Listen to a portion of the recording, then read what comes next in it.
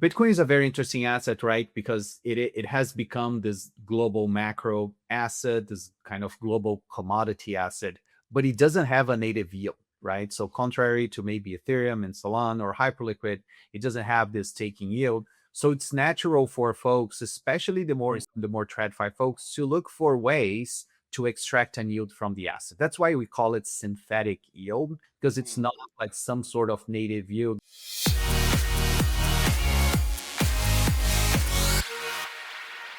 David, welcome to the Defiant Converge podcast. It's great to have you on the show. I'll introduce you really briefly for our audience. David Lawant is the head of research for Anchorage Digital and author of a recent paper on Bitcoin options that we'll dive into during this conversation and other topics around the industry. So, first of all, great to have you on the show. Thanks for having me, Chris. I'm excited to be here. Big fan of the show, big fan of the Defiant. Nice, good to hear. So you're somebody who spent your career researching, trading in crypto, probably before most of the people who are in the industry today even knew what these assets were. So can you please provide us just with a quick overview of what has led you to this conversation today? Yeah, 100%. Yeah, so my career, basically, I'm an engineer by training, but I haven't worked as an engineer for most of the time. After graduating, I was a software engineer for a couple of years, but then I quickly shifted to traditional finance, and then I moved to crypto. Both in traditional finance and crypto, I've been spending most of my time in institutional finance, some on the sell side, some time on the buy side, but always close to financial infrastructure. And this is something that I find very interesting. I think it's one of the big changes that crypto bring. I'm also very excited about Bitcoin as a monetary asset. So basically, I'm one of those TradFi guys who a few years ago started to look into Bitcoin and the whole crypto ecosystem, found it interesting, made a switch, haven't looked back. And I try to apply a lot of what I've learned in my traditional finance days, especially as it pertains to those market structure, trading dynamic topics, to see what I can apply and add value to the crypto market. Anchorage Digital is a broad company, and we can talk more about what we do, but we started as a custodian, right? Almost 10 years ago. And then over the years, we started to add a bunch of services on top of that. We started with some things that are more perhaps adjacent to custody. So things like staking and settlement and governance. We're also well known for being the first crypto company that has a national trust bank charter. We've been operating this charter for more than 5 years now. This is very important for things like stablecoin issuance, for providing banking services to crypto companies and other types of companies. We just announced an agentic banking offer. And then one thing that we've been doing for a while, but that we formally announced mid last year, was our global market service. So these are services that are usually more associated with crypto prime brokerage. And these are things like spot trading, OTC derivatives trading, prime financing. But this is all to say that Anchorage provides a pretty broad range of services. We have also a very broad range of clients. They go all the way from the most crypto native VCs you can think of, all the way to asset managers that are just starting to engage in the space, treasury companies, protocol foundations, high net worth individuals, and a lot in between. And the reason I'm saying this is because, at Anchorage, because we're very close to this, let's say, hardcore infrastructure, whether for institutions or on the more crypto native side, I've been trying to apply a lot of what I've learned in traditional finance to crypto, and also learning a lot of new things. Of course, it's an exciting technology. It's an exciting asset class. So it's been a thrill so far. Yeah, good to hear. When thinking about the history of Anchorage, in a way, we were talking about some of the most relevant trends today around, like stablecoin issuance, custody of digital assets, and this whole idea of tokenization. But it's also interesting to hear that you're now rolling out new products and services tailored towards the more traditional, like, market side of crypto. And with prices, in being as they are currently, and not a lot of positive sentiment out in the market for major crypto assets, where is the demand coming for for those kind of services that you're running? It's interesting. It depends a lot on the product, and it can come again from each one of these investor personas that we cover. I can give you an example that might be interesting for the audience here. Anchorage was, I think, the first company that started to provide access to DeFi rails Mm-hmm. from a regulated custody perimeter. So, for example, we announced an integration with Morpho so that clients could be having their assets on Anchorage custody, so that's qualified custody, and access, for example, Morpho vaults. This is, for example, one type of service that we started to hear from, and we started to get demand from DATs. So treasury companies, they wanted to be more efficient into how do they deploy their assets. But once we launched it, we started to see demand from a bunch of other client personas from VC, high net worth. So it sometimes originates in one type of persona and then it kind of spreads out, but it depends a lot on the product. Anchorage is now such a broad company, and we offer all these infrastructure services that they can honestly come from a bunch of different places. And those investor personas are increasingly including more traditional trading desks and shops. Because some of the personas you mentioned are all crypto natives in some way, treasuries or VCs are already comfortable with digital assets and they needed, more robust infrastructure, qualified custodian. So when you're thinking about, like derivatives and other range of products that you would imagine, a hedge fund or somebody like them being interested, I think we had a wave of interest in digital assets that in some way has eroded over time, or do you have a different take on that? No, 100%. So I would say that the type of institutions we've been interacting with, they've obviously been changing over the years. Probably especially over the past year or two, they're becoming a lot more TradFi tilted. I mean, I think this kind of echoes the crypto enterprise era that we're seeing broader in the. But just to give you a few examples, we launched a cashless stablecoin reserves offering in partnership with JP Morgan. We announced fiat yields at our bank accounts in partnerships with Boni, that's Bank of Mellon. So these are like very established TradFi institutions that are already engaging with crypto in some way, shape, or form. So it's definitely been changing. I would say that it shouldn't be surprising for anyone who has been following crypto over the past, 6 months to a year, that the caliber and type of institutions that have been engaging with the technology has been changing. And we totally see this reflected, for example, in the partners we work with.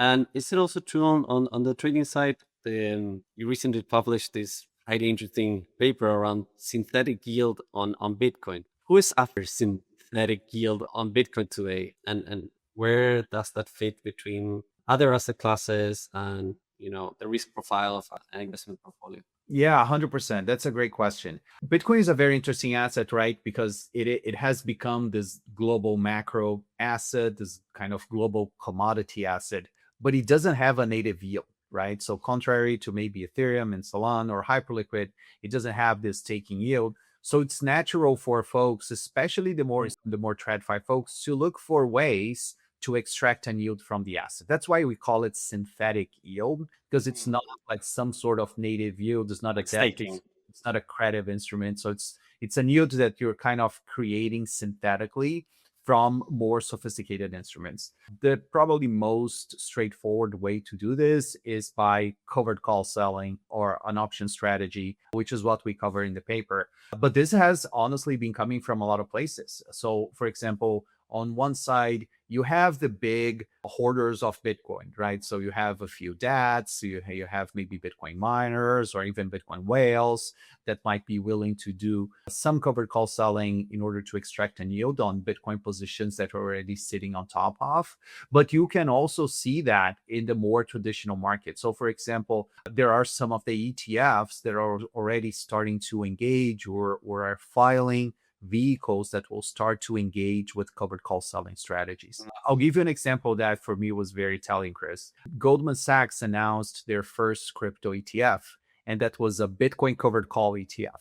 So it was not a straight Bitcoin spot ETF. They went straight to this, what they call premium income or some sort of covered call selling strategy. Part of the reason that we're seeing that is the options market has grown immensely over the past 2 years. This is something that not a lot of people are aware of. We try to address this in the beginning of the report, but the Bitcoin options market has like 10x over the past 4 years, and it has probably 5x over the past 2 years. And a lot of this growth is actually coming from IBIT options. So this is a TradFi sleeve of the market.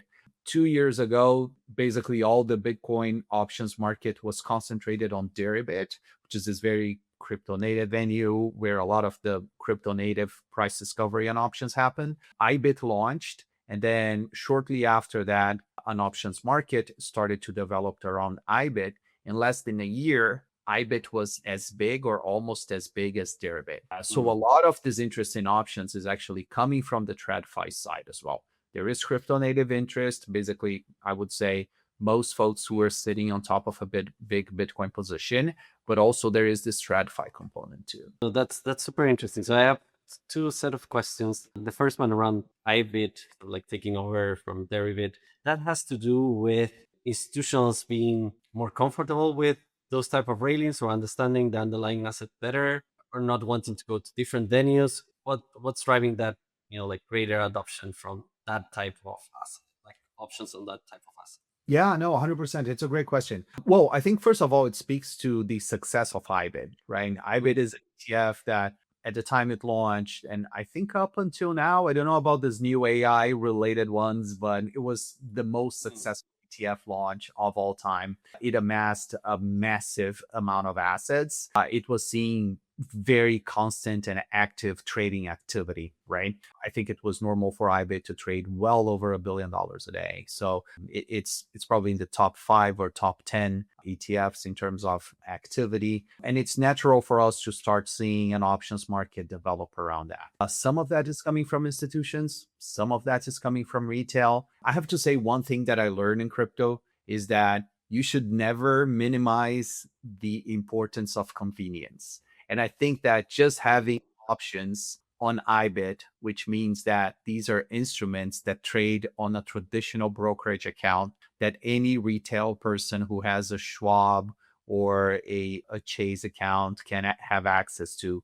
This is of major value for the retail side of things. But even for the institutional side, Chris, if you think about being integrated with these more traditional finance pipelines, this means that you can use these assets as collateral with traditional prime brokers, right? So here we're not talking about the crypto prime brokers, but the traditional prime brokers, the JP Morgans of the world, the Goldman Sachses of the world. So they can operate under that environment with, for example, using IBIT as collateral and trading those options. Those things come with a trade-off though. For example, if you think of a company like us, Anchorage, we're more of a crypto prime broker. The issue with listed options on IBIT is that they don't trade 24/7. And we can dig a little bit deeper into detail, but that means, to me at least, my opinion is that risk management around these strategies, it tends to be a little bit more complex because you get exposed to these gap risks, right? You're just trading traditional US equity hours, so let's say 9:30 to 4 p.m. Eastern time. Whenever Bitcoin moves, and more often than not, it tends to move on weekends or it tends to move overnight. These reflect as just price gaps in these markets. So that's why sometimes it's interesting to interact, for example, with crypto native OTC options desks, right? So we run 24/7, and there are advantages on being more plugged into the crypto native market just because Bitcoin or crypto trade 24/7. These things are volatile, they can shift here or there, but there's definitely this traditional finance a part of the market that exists. It's very active, and I think we should welcome it. It's great to see that traditional finance is engaging with crypto. I think we will all benefit from it. Right. And so it's essentially like an easier conversation, I assume, to start, trading this type of options if they are against traditional collateral on traditional plumbing. But at the same time, you're buying other types of risks because it's an asset that doesn't stop during the weekend. Yeah, the question is whether institutions will make the jump into crypto native venues, and I would assume your take is that yes. But I wanted to ask you about another thing that you mentioned. DATs have come through under, greater pressure given the market conditions. And we were heard, of strategy, selling Bitcoin or going into fixed income to rebalance their portfolio. Where do options play in this sort of like realignment of the DAT landscape? Yeah, so there are a few DATs that have been engaging with options. To the best of my knowledge, MSTR has not announced anything related to options, but there are some of the other DATs that have been engaging with options. And the easiest way to think that to me is, again, which is kind of a little bit the theme of the report, is that options are a great way for you to extract the synthetic yield on your Bitcoin. So especially Bitcoin, which is an asset that doesn't have a source of yield. That's one way to do it. And I would say that another way to do it would be, for example, lending your Bitcoin to a credit desk. The thing is that today, if you sit on a big amount of Bitcoin, and if you look for a credit desk and you try to lend your Bitcoin, they're probably going to offer you a very low interest rate. So this is something that is not very attractive today. With options, this will depend a lot on the factors you're going to choose. It's going to depend a lot on the market regime. But we show in the paper that if you look over 3-year windows, historically, median yields have been between 4 to 6%.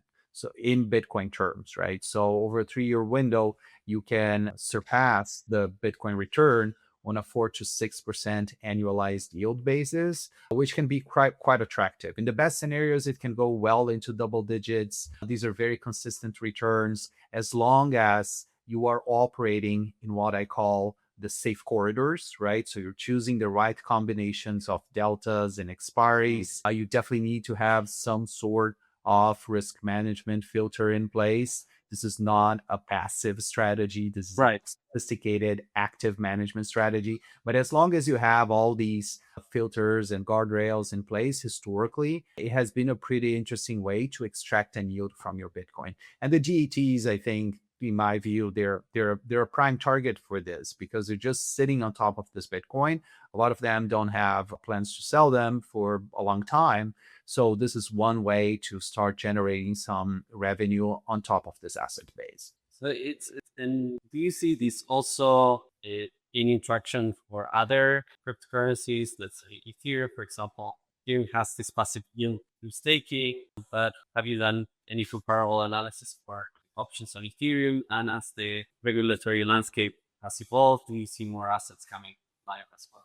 100%. And I'll tell you, a lot of the investors and clients and counterparties who read the report, and some of them that read an advanced copy of the report, they were like, hey, this is great. But you did a report only on Bitcoin covered call options. Yeah. What about other assets? What about this? And the thing is that the report is already long enough as is. For those who are interested in looking at it, it's already 40 pages. So if I added more on other assets, I feel like it would go way beyond what most people can digest in a single piece. Hopefully, we'll be able to address some of those going forward. But what I would tell you is there are basically two ways to expand this analysis in terms of in terms of new assets and in terms of new things that we could be looking for. So the number one would be you could be looking into non-Bitcoin crypto assets, right? So you could be looking at ETH, you could be looking at Sol, you could be looking at Hype. Some of these markets are actually quite developed already. ETH options are already pretty developed on Deribit. When you work with an OTC desk like the Anchorage options desk, you can go actually well beyond that curve. So we are able to provide pricing for options on a bunch of different alts. So that's a very interesting part of the market. The main difference here, I would say, is that first, it's a different return and volatility profile, and that you can just factor in the simulations. But the main difference here is that these assets provide a staking yield. So in theory, if everything else is equal, the staking yield kind of helps because your collateral is earning a yield. It's just not sitting idly there on top. So it's actually an interesting way and something that should help the return of the strategy if everything else is equal. So for sure, it's one potential venue to expand this report, get into things like ETH, SOL, HYPE. These are all assets in which we see demand for options trading on. The other way that we could go, and we also got a lot of questions on that, and you alluded to this earlier, is on things like, let's say, IBIT options, right? And not Bitcoin derivative options, not Bitcoin spot native options, or things like MSTR, right? Strategy options. And what I would see here is that this is also provides a different trade-off. It's a little bit what I was talking about before. When you look at things like Deribit and MSTR, if you look at their volatility risk premium, which is kind of a way to gauge how attractive this strategy is, you would see that they have higher volatility risk premiums compared to just a Bitcoin spot option strategy. So in theory, the strategy has even more returns to capture.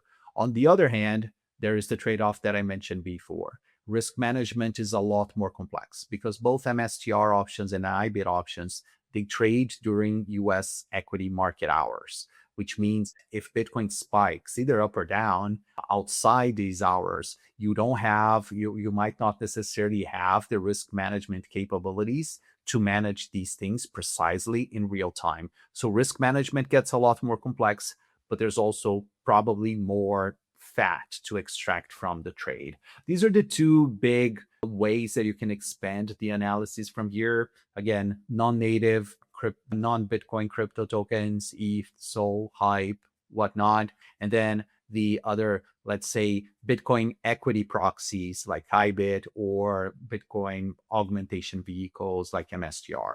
So it's a very rich environment today. I think people don't appreciate how big the options market has been for the crypto space. It's been growing immensely. Today, if you look only at Bitcoin options, the open interest, when I published the report, which had data until the end of April, the Bitcoin options market had an open interest of around $60 billion. And $60 billion is a big number for derivatives open interest. Just to give you a sense, this is more than the Bitcoin futures market in its entirety.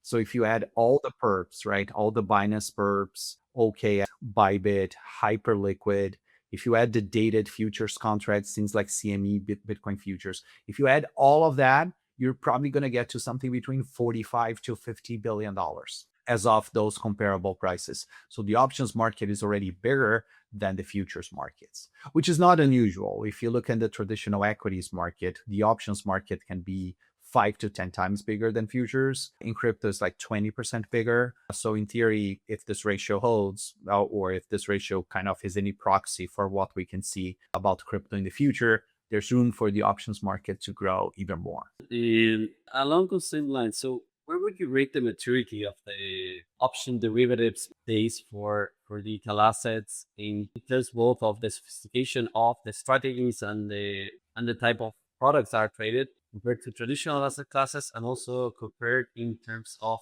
how robust they, going through the research, for example, things like, these highly, intense episodes come about, and we have enough history to truly understand this type of risk, of like the tail risk in for this type of assets, when thinking about how to price them and how to live with them in my portfolio, for example. Yeah, 100%. Well, what I would say is if I would compare, let's maybe start by comparing how mature the options markets are in crypto versus in traditional finance. I would say that we're still obviously much smaller, right? So if you look at SPY, or which is the S&P 500 ETF, or the QQQ, which is the Nasdaq 100 ETF. These are like the biggest vehicles. Their options markets are in the trillions, between $1 to $2 trillion each.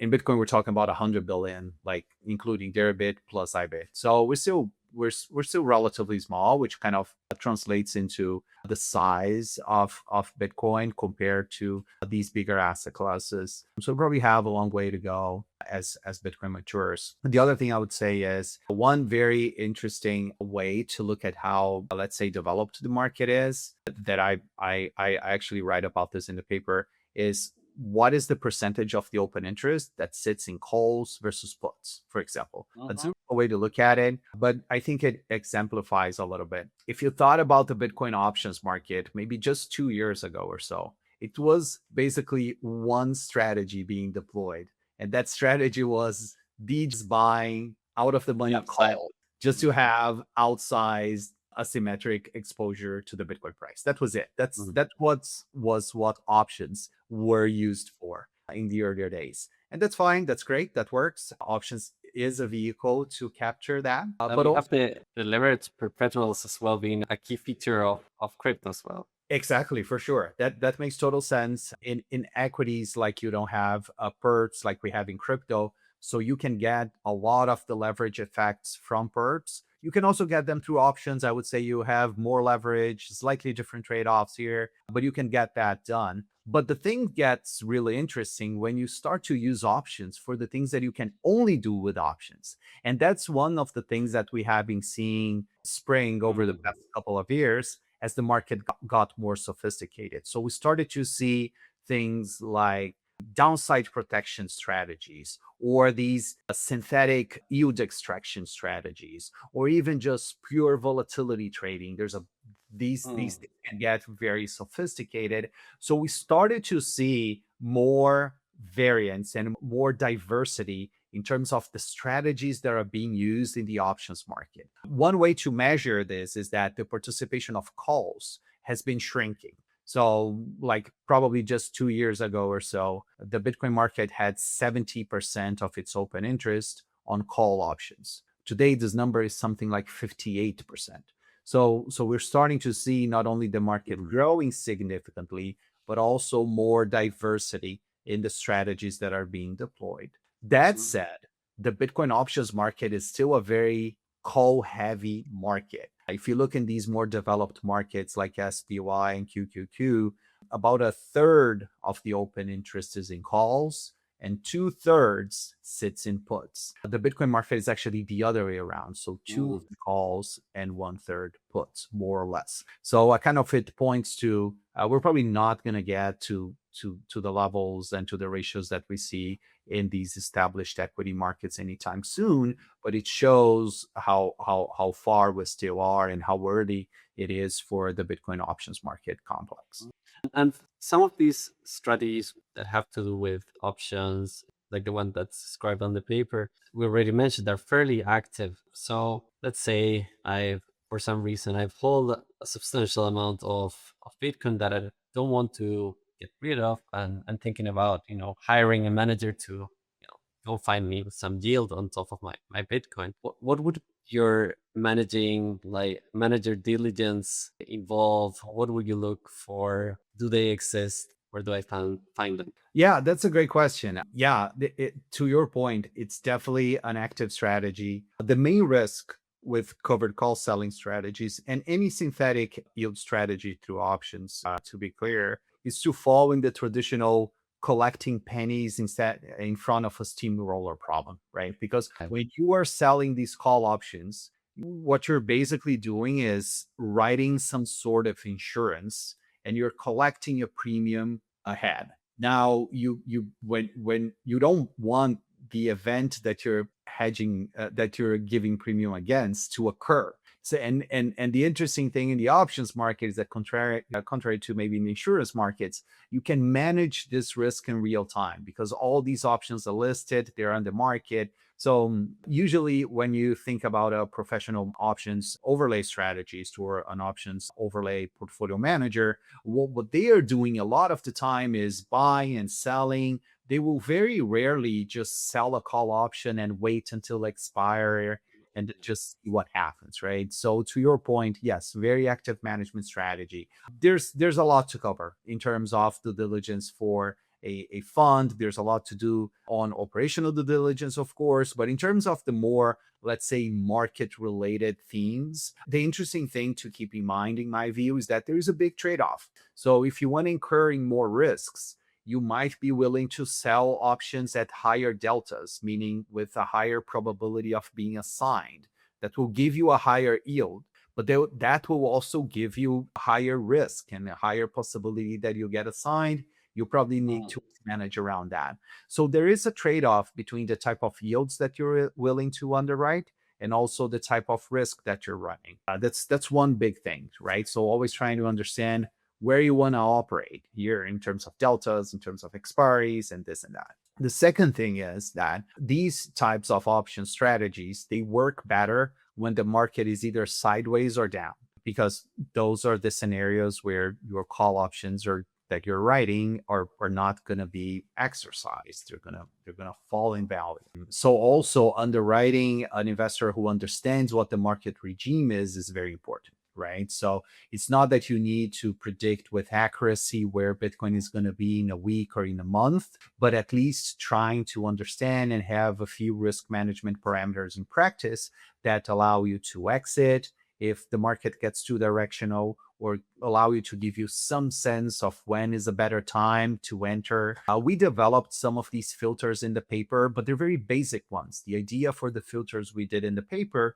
was to make them replicable, right? Make them programmable, replicable, something that we can test within a simulation environment tens of thousands of times. The action in the real world, portfolio managers, they have a much richer set of opportunities and they can look into much more sophisticated things. So yeah, these are some of the things that I will be looking into, but it's definitely a very vast space. There's definitely a lot to think through if you're choosing a manager to run, for example, a call overlay strategy. Those types of informations, for example, if you look into covered call ETF, a lot of the times they're available in the prospectus. So I definitely think it's very recommendable to look into all these things before committing to one of these strategies. No, that makes total sense. And switching gears a little bit to the context of all these things happening, especially now in the US, what's your take on clarity, specifically on the ability of more traditional allocators to participate directly in digital asset markets, making them part of their portfolios and having digital assets sort of like permeate deeper into investments, retirement funds eventually, and more broadly as a recognized asset class? Yeah, 100%. I would say clarity is probably now the biggest industry topic. I wouldn't say it's the biggest market topic because I do think macro, risk on, risk off environments, liquidity and flows, these are the things that are by and large driving prices right now.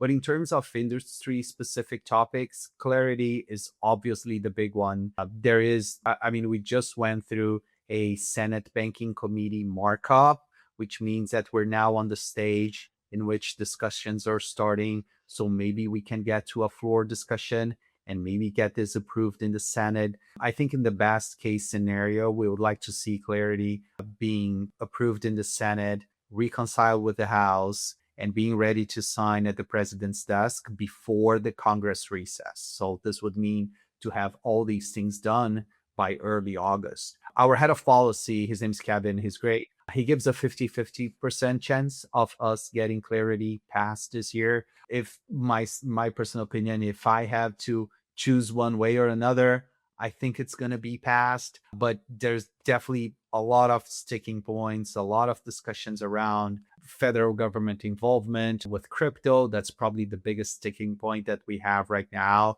So it's definitely a give or take and back and forth political process that we're going to be seeing over the next couple of months. I hope clarity passes. This is a massive milestone, right? We call it the market structure bill for a reason.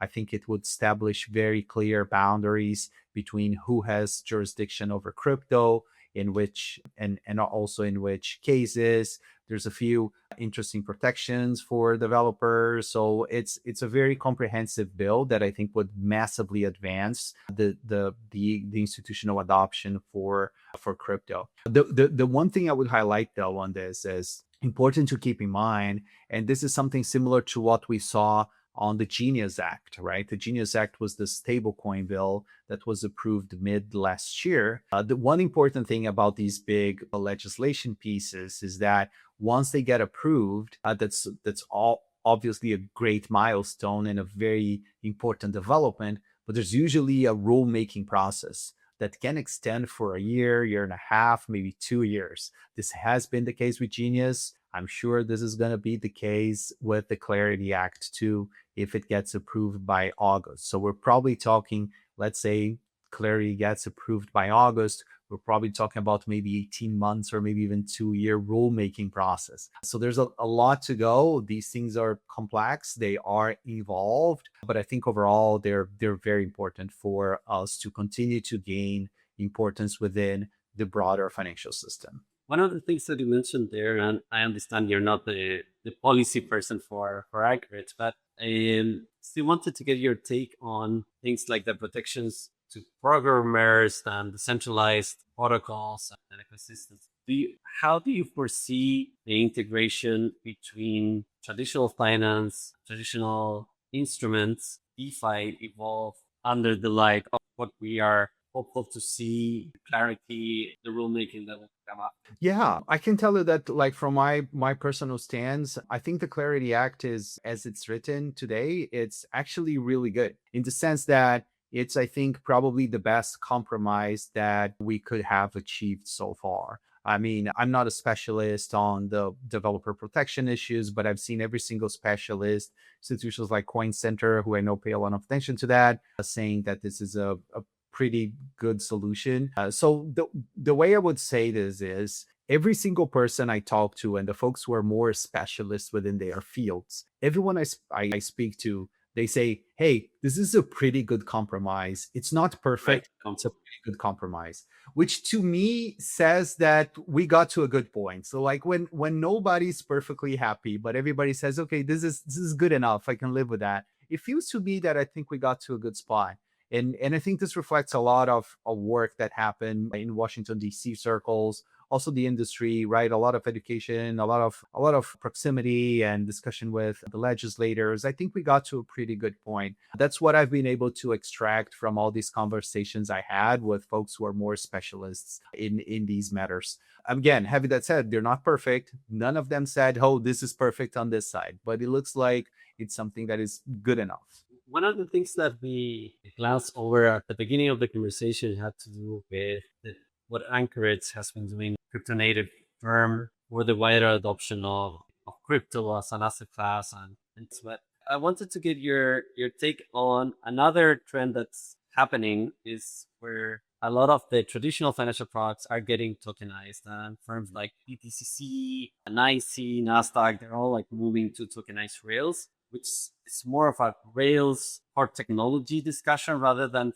them sort of like migrating to crypto. Do you have a view on where things would land in terms of the interface between the two worlds? Is it just, traditional finance adopted the technology, or are they truly becoming embedded, these two worlds that currently only have, those touch points through ETFs and the assets that we have been discussing today? Yeah, this is a great question, and it's a very close one to my heart because I feel like I'm a very crypto native person in terms of ethos and values. I'm like hardcore Bitcoin guy, like Austrian economics, sound money, so like all that sort of stuff. I love the crypto ethos, but also I understand that in order for us to move to the next stage, we need to start integrating more with these existing systems and processes that already exist and are in place.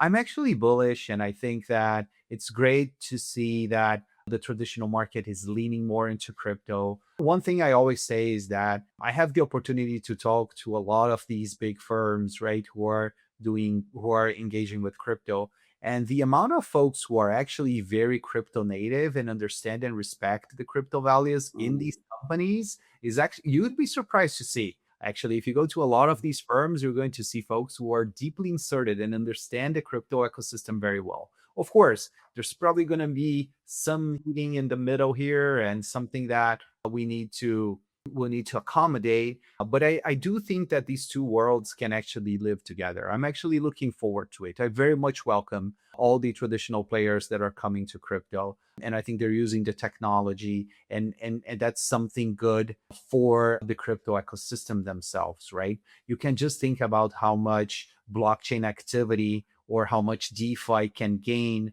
from having much bigger tokenized assets and liquidity and stable coins flowing through blockchain rails, right?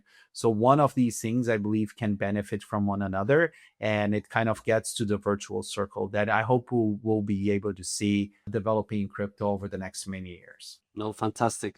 Well, I think we're already on time, but it will be great to have you again on the show soon, and we'll see how the market structure evolves, how option markets evolve for digital assets, and what's next for you guys. So, David, I really wanted to thank you for chatting with us today. It's been a great pleasure. Thank you, Chris. It was great being here. Always happy to chat. If you ever want me back, just give me a ring and we'll talk.